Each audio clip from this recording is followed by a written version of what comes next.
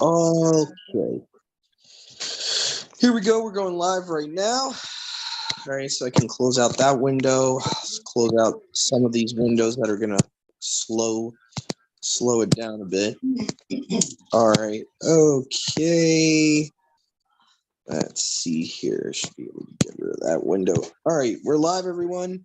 Shalom, Shabbat Shalom, everyone. So, I'm Brother Doug. We are the Lincoln by Yahuwah Assembly. We have a couple of guests with us tonight. We have Brother Harry and Sister Milka and Sister Shoshana, and we also have Brother Dennis, my mom, Sister Sharon, and me, Brother Doug. So we're going to be dealing with a study dealing with how to keep Shabbat, and more specifically, how to keep it seriously and to take it serious and to not just regard it like any other day. So there seems to be a lot of issues. There seems to be a lot of issues doctrinal wise when we're talking about Sabbath, and in this a lot of people call it the Hebraic roots movement on how to keep Sabbath. So this study is more the audience for this study is going to be more really our brothers and sisters that already came out of the church years ago. Like this study is targeted towards that audience and for that audience to hear, even though I'm not against Christians watching this study, those that are seeing this on YouTube right now, this study is not really for Christians that haven't even been called out by Yahuwah yet. This is mainly for people that are already in covenant, per se with Yahuwah, that, really have been in this walk for at least 4 to 5 years and should already know what we're going to be talking about tonight. So this is more or less, you could even say, goes back to the elementary matters of Messiah, that really at this point in our walk, we should know how to keep the Sabbath. This should really not be a questionable thing. But anyway, so this is mainly for brothers and sisters that have, are confused because one person in this movement says this, one person in this movement says that, and there's too much different doctrines getting tossed to and fro. So this is what this study is going to deal with specifically, is what Scripture says, not what Doug's opinion is, what Scripture says how to keep the Sabbath.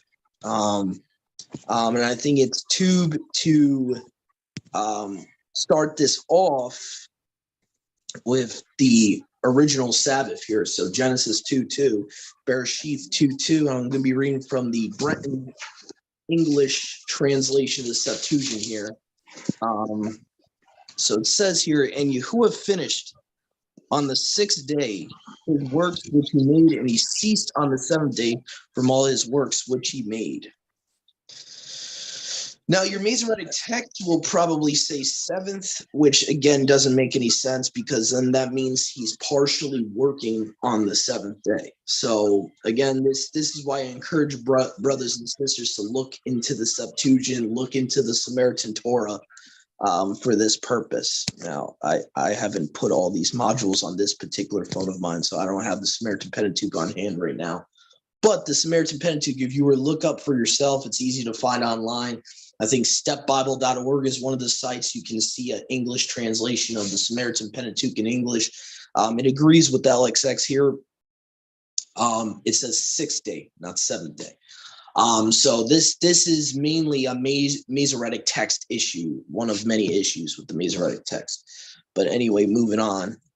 So Genesis 2:2, FYI, should say he stopped, meaning working on the 6th day. Why? Because on preparation day, pretty much we get as much work as we can done. We finish up the work that we had for the previous week. But once it's sunset on that 6th day, you stop working. So he would not be able to work for technically a full 24 hours of the 6th day, because you got to stop at sunset. So hence why 7th day does not make any sense for that verse. So anyway, we're going to be moving on here. And I think one of the earliest times he commands things for the Sabbath, how to keep the Sabbath, would be Exodus 16, verses 4 to 5. And again, I know this is very controversial because there's usually two sides of the argument. It's either one was that this only was instituted one time in the wilderness, versus those of us in our fellowship, we believe that you're never supposed to cook. I know others think that this was only commanded in Exodus 16, so it's only for that particular purpose that he was testing them. And I understand that, but in my opinion, then there's no point for preparation day. If you're allowed to cook on the Sabbath, then preparation day is pointless, in my opinion, and doesn't make any sense. So, but anyway, so Exodus 16 verse 4 says, and Yahuwah said to Moshe, behold, I will rain bread upon you out of heaven, and the people shall go forth. They shall gather their daily portion for the day, that I may try them, whether they will walk in my law or not. And it shall come to pass on the sixth day that they shall prepare whatsoever they have brought in, and it shall be double of what they shall have gathered for the day daily. So, and by the way, we're kind of doing this even by default during the week. If you think about it, even in modern culture, what do you do when you're running out of food during the week? You're going to the store to get food. What do you do on the Sabbath? You don't go to the store to get food. It's kind of the same thing. It's just a little bit more modernized and westernized in our culture, but we would understand this verse even keeping it today. You don't go to the store, you don't go out to eat on the Sabbath, on the seventh day of the week. So that's pretty much the purpose of that command, is that you gather your food, however you gather your food, whether if you lived out in the wilderness or on a farm, you would have to, kill food and all that, or pick it in the field. If you live in the cities, you would buy it, gather it, buy it 6 days of the week. And then on the seventh day, you can't go out to get it. So it's, common sense. So, but I do know there's different opinions on that. And some people think that Exodus 16 was like a one and done because he rained bread out of heaven and he sent the quails out of heaven, and that it was a miracle. So it was only a one and done. Me, I would rather play it safe and interpret it that it's a forever commandment and it's meant to be kept wherever we're living. I'm pretty sure they were not cooking on the Sabbath when they went into the land. But anyway. And he's going to put us through this again when he takes us to the wilderness. That's right. Yeah, that's very true. It's very true. So let's see. I'm going to try to go as best as I can, guys, in chronological order, so it's easier to follow. Let's see here. So we went to Exodus 16. I think we should go to Exodus 20 now. So Exodus 20, verses 8 to 11. Okay, it says here, remember the Sabbath day to keep it set apart. 6 days you shall labor and shall perform all your work. But on the seventh day is the Sabbath of Yahuwah your Elohim. On it you shall do no work, you nor your son, nor your daughter, nor your servant, nor your maidservant, nor your ox, nor your donkey, nor any cattle of yours, for the stranger that sojourns with you. And then you go to verse 11 here. For in 6 days Yahuwah made the heavens and the earth, the sea and all things in them, and rested on the seventh day. Therefore Yahuwah baruched the seventh day and set it apart. So again, this is showing you don't work and you don't put anyone else to work for you. So obviously we don't have male men servant and maid servants. Obviously there's certain things that we can't control in our modern culture. We can't control, if you order something a whole other week ago and Amazon or UPS decides to deliver on the Sabbath and there's nothing you can do to stop it from doing that, that's not sin to you, that's sin to them. They want to do, they're out of covenant, they're heathens, they're going to do what they're going to do. But there are certain situations where you shouldn't directly, of your own control, employ someone on the Sabbath. You should not get them to work for you intentionally. That's what we're in. Also, if I'm not mistaken, this context is talking about the stranger that sojourns within your neighborhood or your gates. So there's no way you're going to be able to control someone that's not even living near your property. And if they do something and work on the Sabbath, you're not in control of them. But this commandment, the context would be, is that of what you're in control over, within your gates, within, your communities, to not have a non-believer work for you. So, and obviously they're farmers. So donkeys, oxes, all their animals, they could not put a labor on during the Sabbath. So that's pretty much self-explanatory there. And again, verse 11 goes back to Genesis 2:2. The proper interpretation would be Yahuwah, as soon as there was the end of the 6th day, he stopped working. Because it literally says he rested on the 7th day, not halfway through the 7th day. But, so let's see here. Okay, so let's see, we did Exodus 28-11. We already did Exodus 16. We did Genesis 2:2. Let's go to Exodus 31:16-17. All right. Let's see here.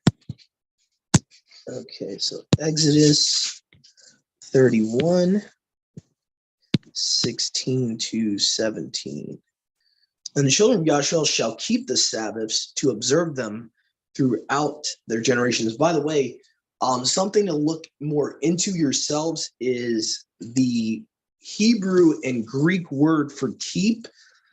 Keep is kind of watering it down, in my opinion. If you actually look in the Hebrew and the Greek, it means to watch over or guard. So it's a very serious thing. We are to guard his Sabbaths forever in every generation. In verse 17, it is a what? Perpetual. What does perpetual mean? Eternal. It is the eternal covenant between me and the children of Yahshua. It is a eternal sign with me. For in 6 days, Yahuwah made the heavens and the earth. Notice how it says in 6 days, okay, not 6.5. Yahuwah made the heavens and the earth, and on the 7th day, he ceased and rested.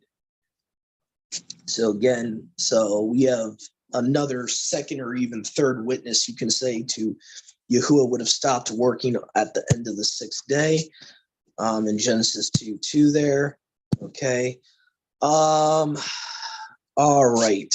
Now, so I think now we're going to stay in Exodus here. We're going to go to Exodus 35, verse 3. So this is going to be dealing with kindling a fire on the Sabbath. So Exodus 35, verse 3. I know there's some out there, and that's fine if you want to believe that it's only spiritual. But to me, when you read this verse here, it's very clear it's physical. It's very clear. It says, you shall not burn a fire in any of your dwellings on the Sabbath day. I am Yahuwah. So what we need to understand, and thankfully, Yahuwah was able to Baruch me to experience the Boy Scouts and camping and all that to understand the context of this commandment. And you got to understand, these guys are farmers, right? These guys are in the wilderness. Okay, what does it mean to burn or kindle a fire or to start a fire? Okay, you have to go, hold on. You have to go to the woods, okay, outside of your homes. You have to walk, you have to do work. You have to go to the woods, chop down wood from a tree, bring it in, rub sticks together to make a fire. There was no lighters back then. There was no help making a fire. That is the original context of the commandment. So I know people will try to spiritualize it like turning on a stove. Okay, no, it's not talking about turning on a stove. Okay, it has nothing to do with boiling tea on a stove. Okay, that is not kindling a fire.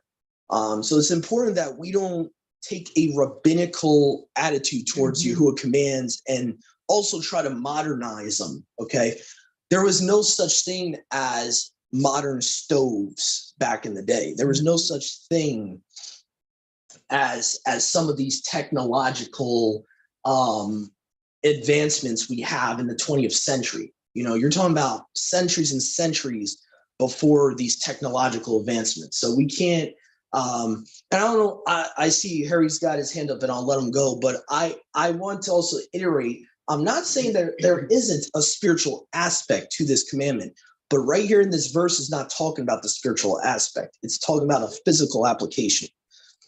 So there is a spiritual understanding too that I believe we are to keep, even though it doesn't verbatimly say it in scripture. I think it's very clear that we're not to bring spiritually kindle a fire with our brothers and sisters on the Sabbath. The reason I'll get into that later. I do have that verse listed where it doesn't call it kindling a fire, but does say, say a word in anger and all that. So we are going to get that in the book of Isaiah later. But as far as this particular verse is concerned, I just want everyone to know that literally the action of turning on a stove is not kindling a fire. So I want to make that clear, because there's been a lot of misunderstandings really due to rabbinical Judaism and the fact that a lot of this Torah movement is holding on to traditions of Judaism, because you got Messianic Judaism and all that, and a lot of ministries out there, I think unknowingly, not trying to attack them, but unknowingly are holding on to traditional Jewish misunderstandings of the Torah, so that's just something I just want to clear up right now. So because I know there's a lot of confusion on that. So that was Exodus 35 verse 3. So we're going to go to, let's see. If I may, just before we move on about sure. that verse, I also take it literally, like it's talking about a literal fire. What helped me was just kind of looking at the chapters surrounding that passage, and there's a lot of construction of, the tense of appointment and its set apart matters. So there's lots of construction going on. So I love that Yahuwah, he placed that there. It wasn't, just out of the blue when you're reading everything. It's like, hey, make sure you rest, and not even kindling the fire, you guys, like just totally rest. So I just want to throw that in there. Yep. Thank you, Brother Harry. Thank you. Yeah, very, very toe point. So yeah, it's, I mean, I get the argument that one verse, because it's only mentioned once or twice, that somehow some don't take it as literal, but I think it's very hard to only take it spiritually in the context of that chapter, like you mentioned. I think it's very I don't think it's very wise to think it's only spiritual with the anger thing. I think that would be kind of ridiculous for Yahuwah to give a command like that in Exodus 35 if it was just spiritual. So anyway, that's just my opinion on it, but so anyway, and also I can't prove it, but Numbers 15, gathering sticks on the Sabbath, I mean, one could infer, could have something to do with that. Trying to kindle a fire on the Sabbath physically. But anyway, let me see here. So I think we were going to go to, so we did all the Exodus ones, I think, so far. I think we'll go to Leviticus next. Leviticus chapter 26, verse 2. Again, I think I mentioned this before. If you look at the word keep or observe, those two English words are usually used for the Hebrew, which means to guard. All right, so, all right. And again, I'm reading from the Brentons here. So it says, you shall keep my Sabbaths and reverence my set apart places. I am Yahuwah. So again, keep is like a watered down English word for what it says in the Greek and the Hebrew. What it would say would be guard, to watch over, a watch. A lot of the times Brenton would translate that same word as watch, especially with the Passover in Exodus 12. So I don't know why he's being inconsistent here, but that's a whole nother topic for a whole nother day, why translators are not consistent with equivalent words, like when it's the same word in both verses, but anyway, I don't want to go into a whole rabbit trail with that. So All right, so we did Exodus, obviously. Okay. So we did Leviticus. Let's go to Deuteronomy. Okay, I think we got at least one or two of these in Deuteronomy. Deuteronomy chapter 5, verses 12 to 14. Okay.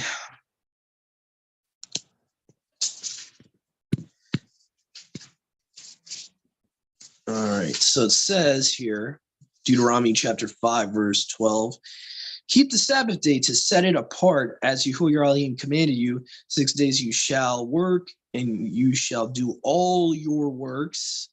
Key phrase there, because I remember witnessing a family members at one point in time, a specific family member, and that person made a rationalization that, well, that's just talking about working at a job. No, it's talking about all works. It's talking about cleaning. It's talking about getting ready. Cooking. That's why preparation day, really from the start of the 6th day to the end of the 6th day, that's pretty much the one day you have out of the week to get the rest of the work you have to do done. Not your job, but work. Like, work, domestic work. Okay. So anyway, no, it's not just talking about working at a job. Okay, so Yahuwah did not command you that you have to work 6 days a week at a job. He did not verbatimly ever say that. So it literally says all works, plural. Okay, so anyway, so I just want to clear that up because some will read that in Exodus 20, which we just read earlier, Exodus 20, 8 to 11. They'll say, oh, that's just talking about an occupation. No, it's not. And the same thing for when you're keeping the Sabbath, no work should be done. That doesn't just include occupational work. Okay. I know there's a lot there. Not, I shouldn't say a lot, but there's a few brothers out there that teach that. And I just want to clear that up. Nowhere in scripture does it ever hint to that it's only talking about work that you get paid for or occupational work only. Nowhere in scripture does it say that. So anyway, so just wanted to clear that up. All right. So now I think we're going to go, because I think we did most of the stuff in the first 5 books. So now we have some cross references in the prophets, it seems here. Let me just make sure I did all the Deuteronomy ones. Yeah, I only had one from Deuteronomy. Okay. So we're going to go to, I think the next one we're going to go to is Ezekiel. Let me just fix that. I'm sorry, guys. I gave the wrong prefix there for that book. I don't want you guys getting confused. It's not in Ezra, it's in Ezekiel. Okay. So Ezekiel 20, verses 19 to 20. Ezekiel.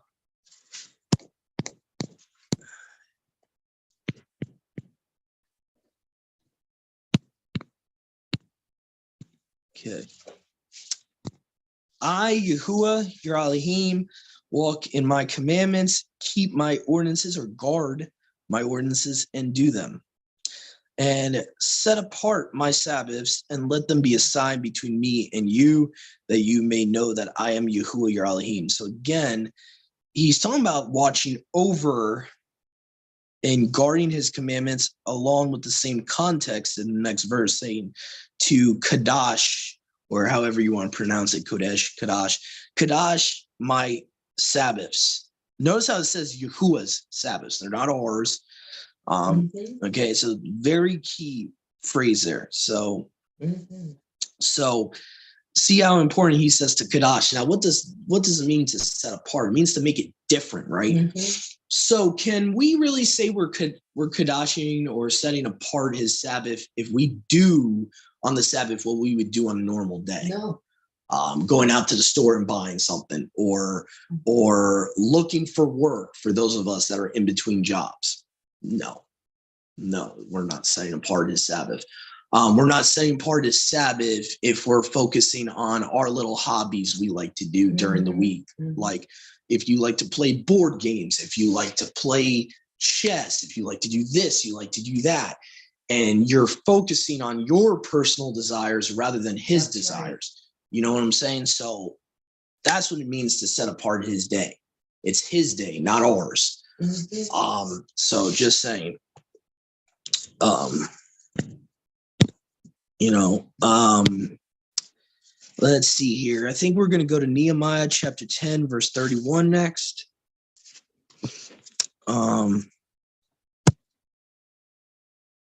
Let's see here.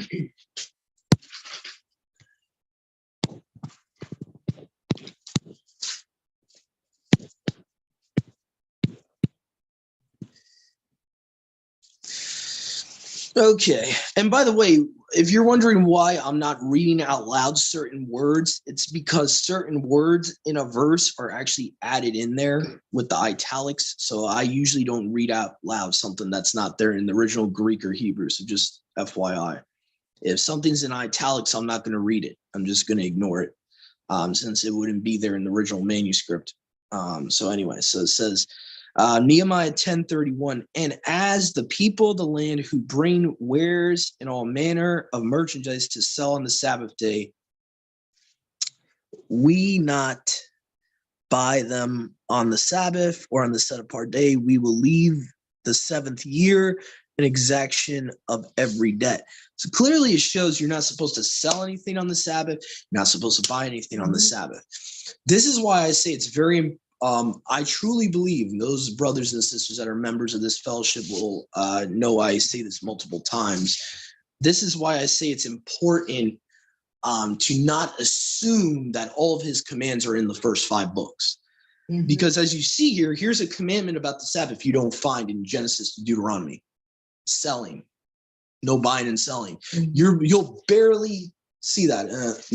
I mean, correct me if I'm wrong, it doesn't verbatimly talk about it from Genesis to Deuteronomy, like word for word. It will not mention it. Right. But it mentions it in the prophets. So are the prophets not Torah? So this is why I say we got to unlearn this Jewish tradition of that the whole law is in the first 5 books of Moses, and there's nothing else in the law. Yahusha himself called the book of Psalms Torah, okay?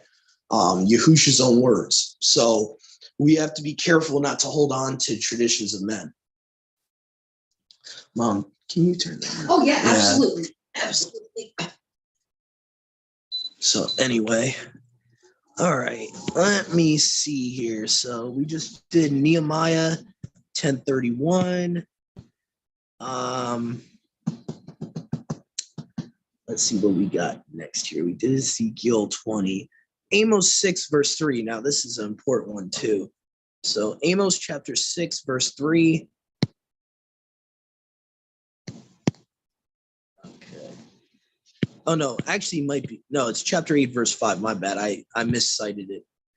Okay, so it says, saying, when will the month pass away, and we shall sell, and the Sabbath, and we shall open the treasure to make the measure small and to enlarge the weight and to make the balance unfair.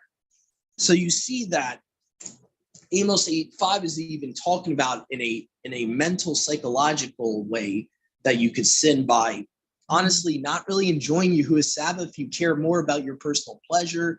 You care more about, making unrighteous weights and getting a lot of money at the market, selling stuff at the market. So this shows that Israel at one point in time was like, they were just kind of going through the motions. They weren't caring about guarding the Sabbath. They would actually be thinking about what they're going to do the next day.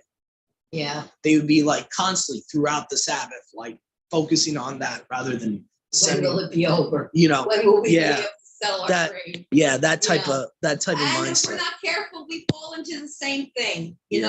If we're watching the clock on Saturday afternoon, I'm sorry. No, it's just that. No, it's okay. It's nothing wrong, Mom. Be careful of that. It's just got neighbors that are sensitive, that live on top of us here in our apartment, so we can't be too loud. All right, Numbers chapter 10. So Numbers chapter 10 here. And so this is even a commandment most people don't even realize. Yahuwah actually tells us what type of instrument to call all of our meetings on now. And obviously, if it's a general commandment about calling meetings on, that would include, Sabbath gatherings as well. You'll see what I'm talking about here. Numbers chapter 10 says, make to yourselves, and by the way, he's speaking to Moshe to tell him to do this. Make to yourself 2 silver trumpets. You shall make them of beaten work. They shall be to you for the purpose of calling the assembly and removing of the camps. And you shall sound them, and all the congregation shall be gathered to the door of the tabernacle witness. And if they shall sound with one, all the rulers, even the princes of Yashar, shall come to you, and you shall sound an alarm, and all the camps pitched eastward shall begin to move. And you shall sound a second alarm, and the camps pitched southward shall move. And you shall sound a third alarm. The camps pitched, my goodness, westward shall move forward. You shall sound a fourth alarm, and they that encamp toward the north shall move forward. They shall sound an alarm at their departure. And whenever you shall gather the assembly, you shall sound, but not an alarm. And the priests, the sons of Aaron, shall sound with the trumpets, and it shall be a perpetual ordinance for you throughout your generations. So this is where it gets confusing, because in Judaism today, they take verse 8 of itself and say that everything in that chapter is just for the Levites. Biggest problem is the Levites are not even mentioned until verse 8. Moshe is being commanded to do this. He's not a Levite. So the blowing of the trumpet is not exclusive to the Levitical priesthood. And you'll see this in Leviticus 23, way before Numbers 10. The whole children of Israel is commanded to blow the silver trumpets on the Feast of Trumpets. According to the Septuagint, it's the same exact instrument of Numbers 10. Where it gets finicky is the whole Masoretic text, adding words in there. The Masoretic text uses shofar the majority of the time rather than chatzosera, which is in this chapter. The Greek version of chatzosera, which is salpinx in the Septuagint, is almost universally used every time when it's talking about what instrument they're supposed to blow. So way before even Numbers 10, all the children of Israel commanded to blow the silver trumpets on a feast day. Mm-hmm. So obviously, this is not limited to the Levites. We're not being honest in saying that it's only a commandment for the Levites. And you see that in modern rabbinical Judaism. They're very big on that. I've even seen, certain commentaries that they try to allude to that. That's why they don't want to blow the trumpets today, because they think only the Levites are allowed to. But this chapter does not literally say that at all. Anyway, so it is saying that the Levites blow them as well, but Moshe is also commanded to blow them, 7 verses earlier. Okay. So, and it says, and in the days of your gladness and your feasts and your new moons, you shall sound with the trumpets at your whole burnt offerings and at the sacrifices of your peace offerings. There shall be a memorial before you, your Elohim. I am Yahuwah, your Elohim. Now, also, if you don't just look at this isolated chapter, but you look at all over the Old Testament, it explains what the Levites, their job with the trumpets are. It's not the same with the rest of Israel. Their job with the trumpets, according to 2 Chronicles 29, just read it the other day, they're commanded for corporate worship to sound the trumpets on the feast day. So what they would do is they would sound them in the temple. In King Solomon's temple around that time period, they would have these silver trumpets and they would blow them over the offerings. They would blow them in even corporate worship when they're praising Yahuwah, and the Levites are singing the songs. They're also blowing trumpets. So, and I think a third thing they're supposed to do with the trumpets that's only for the Levites is when they would carry the Ark of the Covenant, they would blow the trumpets. So that's the specific duties that Numbers 10 is alluding to, that they really don't go into detail in Numbers 10. But I would strongly suggest those that believe it's only for the Levites to study into this matter yourself.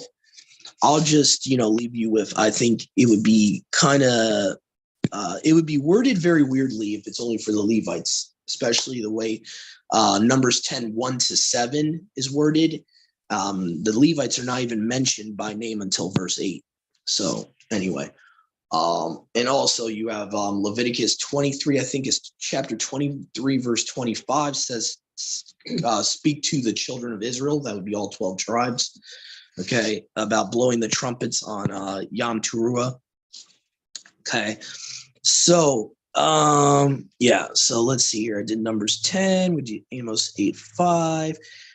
All right, so I think we're going to be switching now to the Brit Hadashah. Oh, no, hold on. We still got Jeremiah 17, 21 to 22, verse 24 and 27. Okay. So,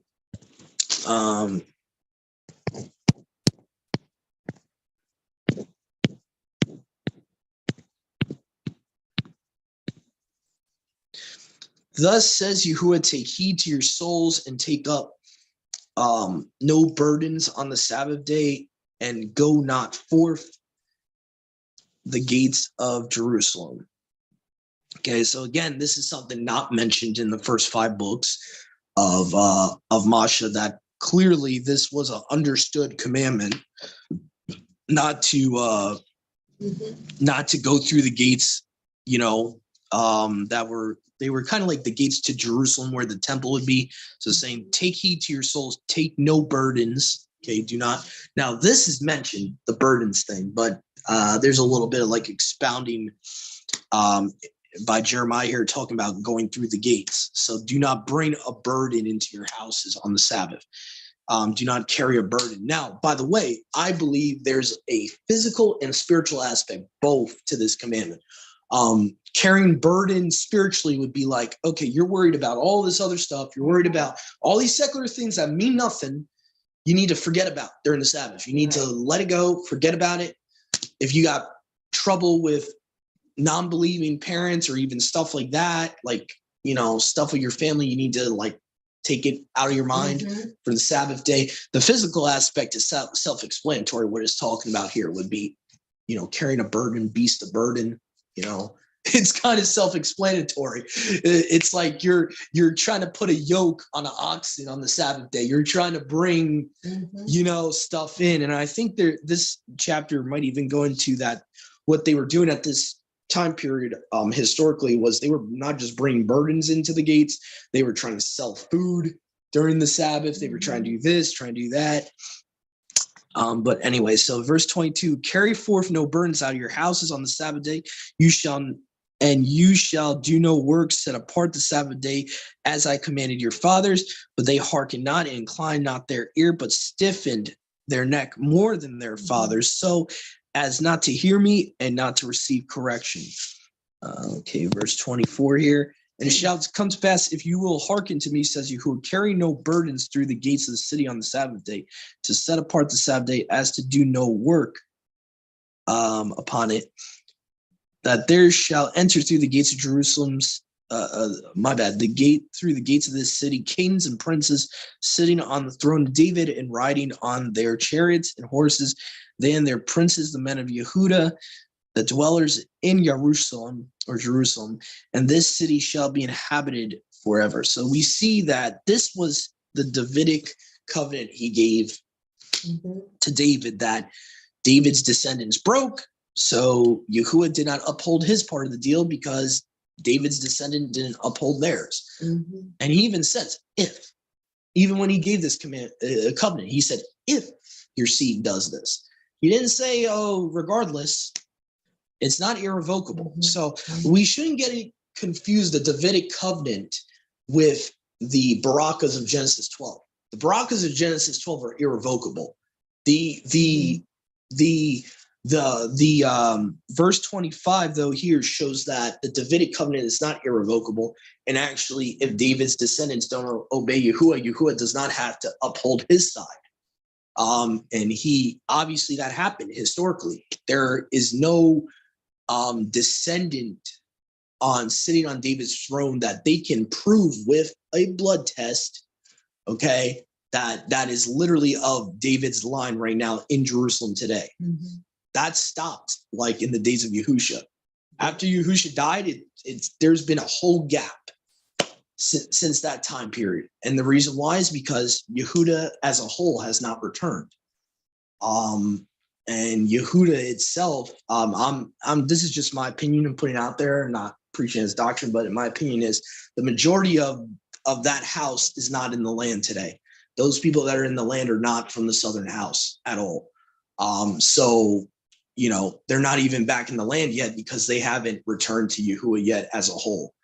There might be certain individuals that have believed in Yahusha, but you have not seen Yasharal, even the whole 12 tribes as a whole, come to him yet. No. So Yahuwah said, I'll bring you back once you come back to me. So that's a proof right there that 1947, 48, whatever is not, his chosen people. Okay. But anyway, so I'm not trying to get into a whole debate about that, but I'm just trying to let you guys know what I think about that, about that whole situation over there. Let's see here. I think now we're going to get into the Brit here, the New Covenant scriptures. So we're going to go to first, I think we're going to go to Matthew 12:12, because I know a lot of people, and even in my past, I used to use this scripture completely out of context. And I remember I used to say, well, it says that you can do well on the Sabbath. And, if you take this scripture generally about the context of the chapter, you can kind of start making it a little bit broader than what Yahushua meant it to be. Okay, so I think we'll start at what? Start at verse 8 or verse 7 here. But if you had known that what this means, I desire mercy, not sacrifice, you would have not condemned the innocent. For the Son of Man is the master of the Sabbath, which, by the way, Yahushua is actually saying he's the creator. By him saying this, he's calling himself the person that created the Sabbath in Genesis 2:2. Just by the way, FYI, he's literally calling himself that. And he departed from there and went into their synagogue. And look, there was a man with a withered hand, and they asked him, is it lawful to heal on the Sabbath? So this is the important context we have to take away here. They're talking about healing or doing miracles on the Sabbath, that they might accuse him. And he said to them, which one of you has one sheep? If it falls into a pit on the Sabbath, will you not take hold of it and lift it out? Of how much more value then is a person than a sheep? Therefore, it is lawful to do tob or tube on the Sabbath. So what Yahushua is showing here is that there's nothing wrong with doing the Father's work on the Sabbath. So this would include healing. This would include casting out devils. This would include doing the Father's commands on the Sabbath, not going to visit someone, not going to, do whatever good for a family member, in generally speaking. He's talking about doing the Father's work, like almost like ministry work is what he's talking about. Okay. That was part of his ministry, was to heal people. Okay. Or in general, healing people is part of Yahuwah's word. Okay, so it's not like he's telling you can do something secular on the Sabbath. Okay, so, and I remember I used to take that false interpretation. I would try to make a broader definition of this than what it is. What he's saying is, I can heal on the Sabbath. I can, because wouldn't you rescue one of your animals out of a ditch on the Sabbath? Because that's in Torah, to rescue even your enemy's animal from a ditch. Okay, so this is what Yahushua is talking about in context. And I just want to reiterate, he's not saying you can go out and go to a ball game on the Sabbath. He's not saying you can go out and go to a gym and work out at a public place that operates with buying and selling on the Sabbath. You cannot, so I think it's important that we take that verse in context, what it's actually saying there. So I would say from verses 7 all the way to 12, give you the whole context there. So I'll change my bullet point here to make it verses 7 to 12, because that gives you the actual context of what he's saying.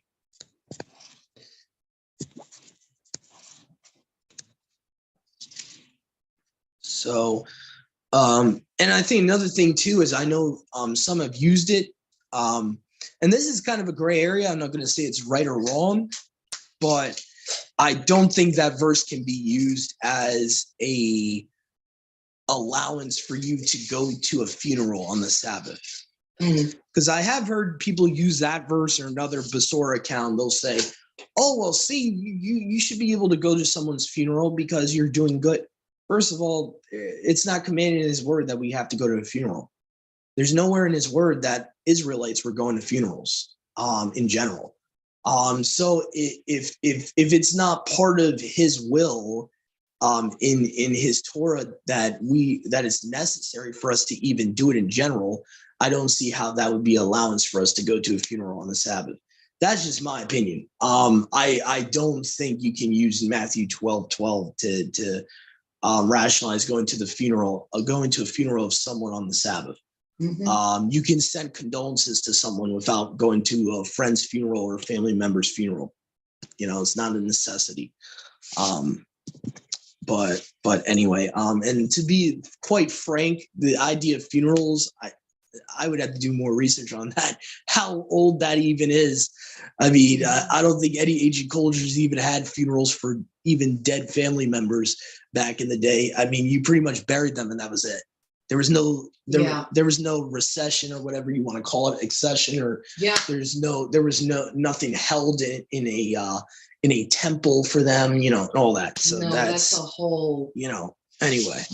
Yeah. Just saying that there's really nowhere in that chapter would lead me to believe that funerals are part of doing well or doing the Father's will or doing ministry work on the Sabbath. But anyway, what I do think is valid from that chapter, just throwing it out there, is witnessing on the Sabbath. I do think that's allowable because that's really doing his will.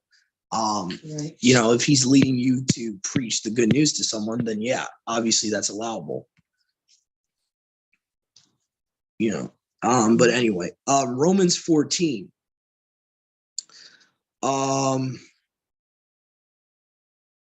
Let's see here. So obviously we see here in the beginning of the chapter, it's talking about eating meat versus not eating meat, and what days to fast on and not to fast on. So that's the majority of this chapter, but I do want to go into a specific verse here that a lot of people use right here. I remember coming out of Christianity, people would use this to me to try to get me to go back into not keeping the law or not keeping the Sabbath. They would say in verse 6 here, the one observes the day, observes it to the master. One who does not observe the day does not observe it to the master. The one who eats, and of course they don't continue on to the rest of the verse here.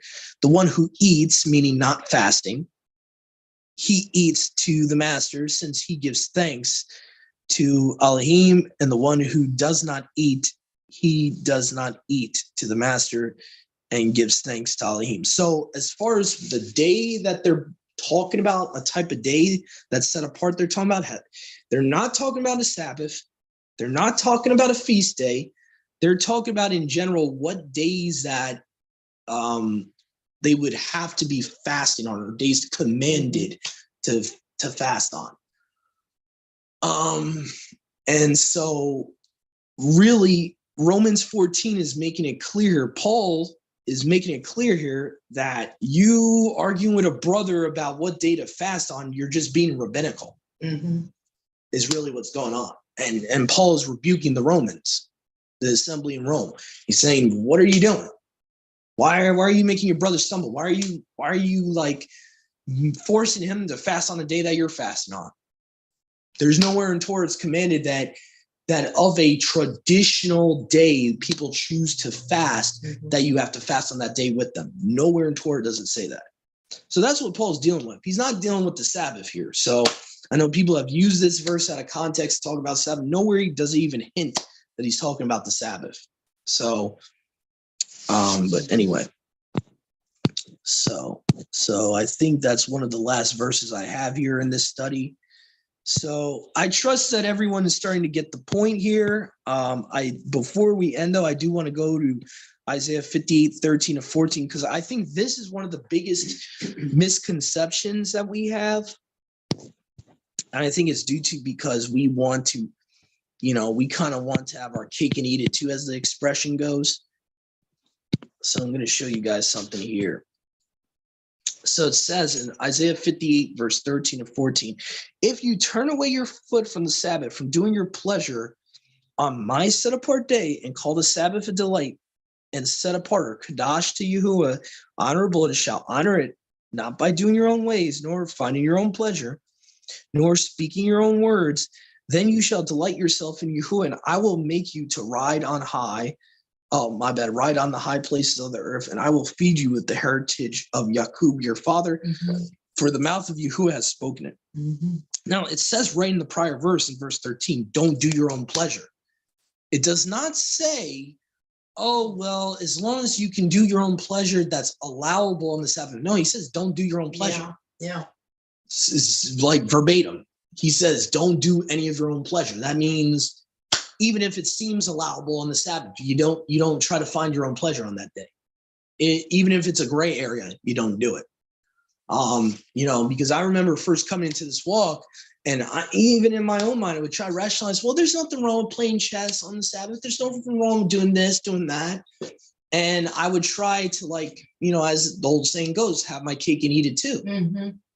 And I would try to rationalize in my mind, oh, I'm not breaking the Sabbath by doing it. When Yahuwah clearly says, don't find your own pleasure in general, a general command, don't find your own pleasure. So, and people would try to rationalize and say, well, it's talking about sinful pleasure. Oh, okay. That's fine if you want to believe that. I'm going to end with that. You want to believe that, that's fine. I would rather play it safe and know that I'm actually making his day Kadash, set apart. If you really believe that you can do things that you would normally do on a regular working day, hey, that's up to you. But me, I want to make sure I'm making it Kadash to Yahuwah, that, I can even see with my own spiritual eyes that it's different. It's different than a regular working day. So in my opinion, if the Sabbath you're keeping to him looks so similar to a regular weekday, that's not a tube thing at all. That's a problem. So that's just putting my 2 cents in there. But like I said, I'm just a guy. So ultimately, this study is for brothers and sisters out there to do their own research. I don't have the corner of the truth. I don't know any. I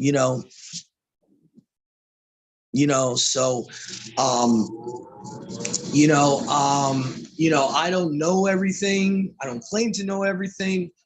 I'm just trying to point you guys in the right direction. Trying to show you what Abba's word says. Ultimately, those that were listening and hearing what I had to say, Yahuwah willing, hopefully this sinks into a lot of the mishpakas out there, a lot of the brothers and sisters of our family and Yahushua Messiah and Yahuwah Almighty. Hopefully there's at least a few out there that had ears to hear and eyes to see about this matter. I do think this is important. We should not be taking the Sabbath lightly. So anyway, have a great rest of your Shabbat, all of our brothers and sisters. Stay encouraged. Strive to keep his days set apart. Shabbat shalom. Shabbat shalom. Let me just